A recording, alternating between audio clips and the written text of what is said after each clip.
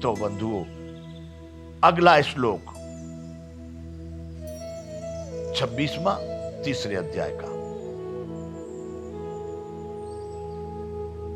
न बुद्धि भेदम जनयेद ज्ञानाम कर्म संगिनाम जोशयेत सर्व कर्माणे विद्वान युक्त समाचरण। कितने बढ़िया बढ़िया शब्दों से भगवान ने अर्जुन को बच्चों की तरह समझाया है। कितनी अच्छी बात यहां पर कहे हैं। परमात्मा के स्वरूप में अटल स्थित हुए ज्ञानी पुरुष को चाहिए कि वह शास्त्रवेद कर्मों में आसक्त वाले अज्ञानियों की बुद्धि में भ्रम अर्थात कर्मों में अश्रद्धा उत्पन्न न करे, किंतु स्वयं शास्त्रवेद समस्त कर्म भली भांति करता हुआ उनसे भी वैसे ही करवावे। इसको हम अपनी भाषा में अर्थ करके व्याख्या करके देखते तो बंधु, भगवान कह रहे हैं न बुद्धि भेदम जनयेद ज्ञानाम कर्म संगनाम। परमात्मा के स्वरूप में जो भगवान को जानने वाले लोग हैं, जो परोपकार को, परहित को या आत्म तत्व को जानने वाले लोग हैं, उन लोगों के लिए भगवान कह रहे हैं कि जो अज्ञानी लोग हैं, जो शास्त्रों से विमुख और गलत कार्य करने वाले हैं, उल्टे सीधे कर्मों में आसक्त हैं, उन लोगों की बुद्धि में भ्रम उत्पन्न न करे।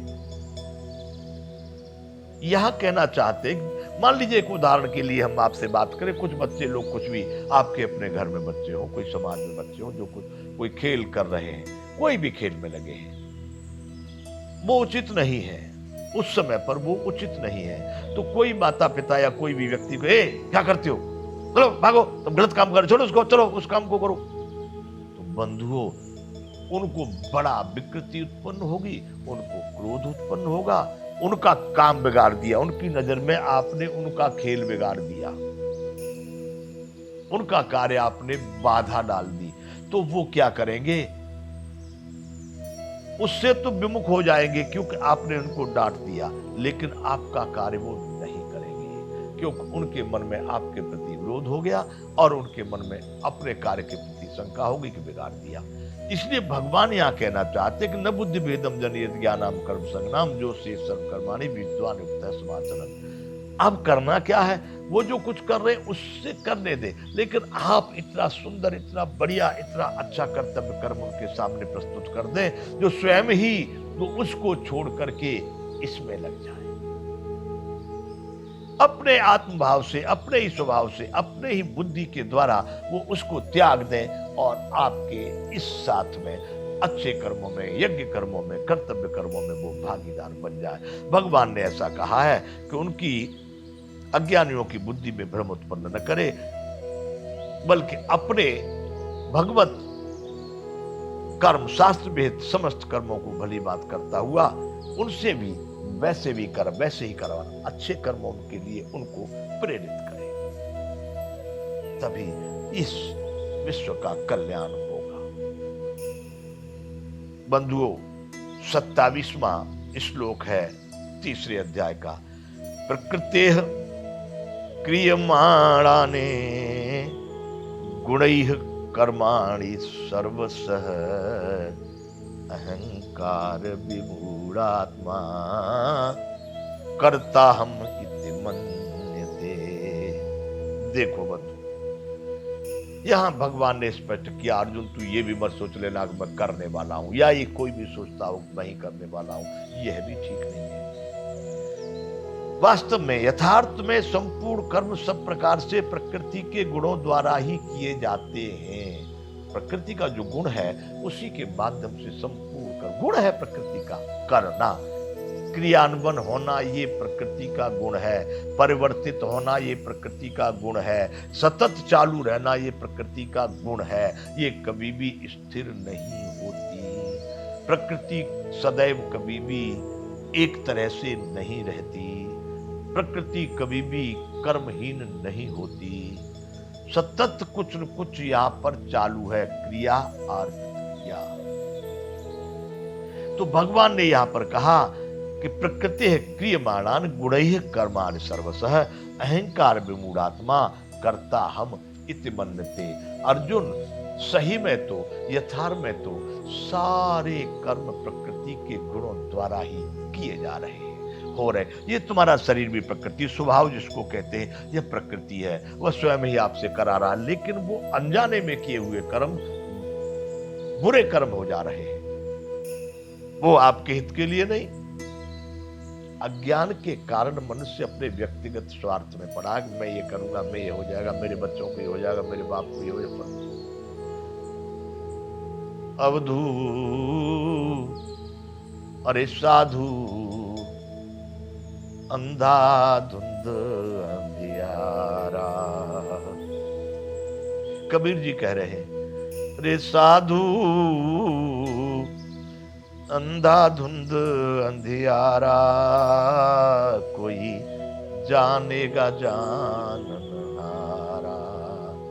बंधुओं, यही अंधाधुंध अंधियारा है कि व्यक्तिगत मोह में इतना लगाव, इतना राग में पड़कर व्यक्ति व्यक्तिगत कार्यों में लगा है।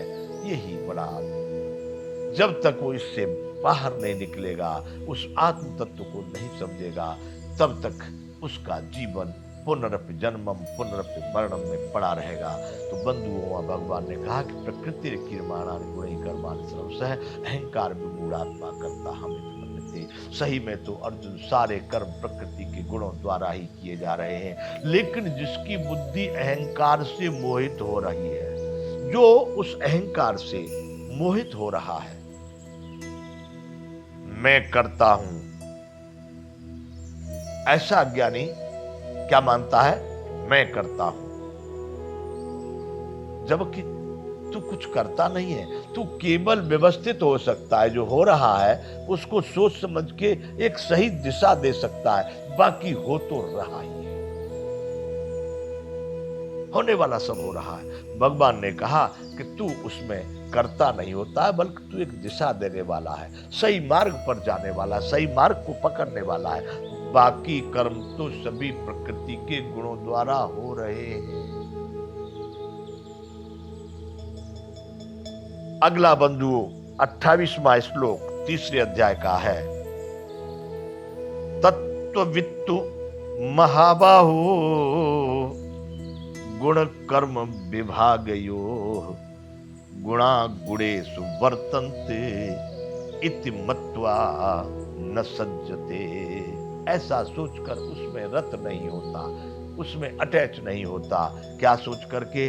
परंतु हे महाबाहो, गुण विभाग और कर्म विभाग के तत्व को जानने वाला योगी, ज्ञान योगी संपूर्ण गुण में गुण ही गुण में बरत रहे हैं, ऐसा समझकर उनमें आसक्त नहीं होता। इनको गुण विभाग कहा गया है, जो प्रपंच परमात्मा के द्वारा यहाँ पर रचना की गई है, जिसमें 5 महाभूत है, मन बुद्धि अहंकार हैं, तथा इन 5 ज्ञानेंद्रियां, 5 कर्मेंद्रियां, उनके विषय, इस सब को मिला करके कहा गया है क्या? गुण विभाग। और इनकी परस्पर चेष्टाओं का नाम है कर्म विभाग। यानी जो शरीर की जो रचना है, जिसमें 25 प्रकृति या 23 प्रकृति कही जाती है, मन चित्त बुद्धि अहंकार के साथ, इसको गुण, प्रकृति का गुण कहा है। और इनकी जो चेष्टा है, मन कुछ कह रहा है, आंखों ने कुछ देख लिया, इसके द्वारा जो चेष्टाएं हो रही हैं, जो कर्म की विधान बन रहा है, उसको कर्म विभाग कहते हैं। इससे जो निर्लेप, इन दोनों को जो समझ रहा है, गुण विभाग को भी समझ रहा है, मन चित्त बुद्धि अहंकार और आंख नाक कान रसना को समझ रहा है, कर्म विभाग को भी समझ रहा है, कौन कौन से कार्य कहां कहां पर कैसे कैसे हो रहे हैं। इन सब से जो परे है, वह है आत्मा, तेरा स्वरूप, तू स्वयं अर्जुन वही है। इसलिए भगवान कह रहे हैं, तत्ववित्त महाबाहो गुण कर्म विभागयो गुणा गुणेषु वर्तन्ते इति मत्वा न सज्जते। वह व्यक्ति प्रकृति के द्वारा सारे काम गुण विभाग और कर्म विभाग के हो रहे हैं, ऐसा सोच करके आसक्त नहीं होता। यहाँ विराम करेंगे, आगे फिर कार्यक्रम चालू रहेगा। जय विश्व बंधु।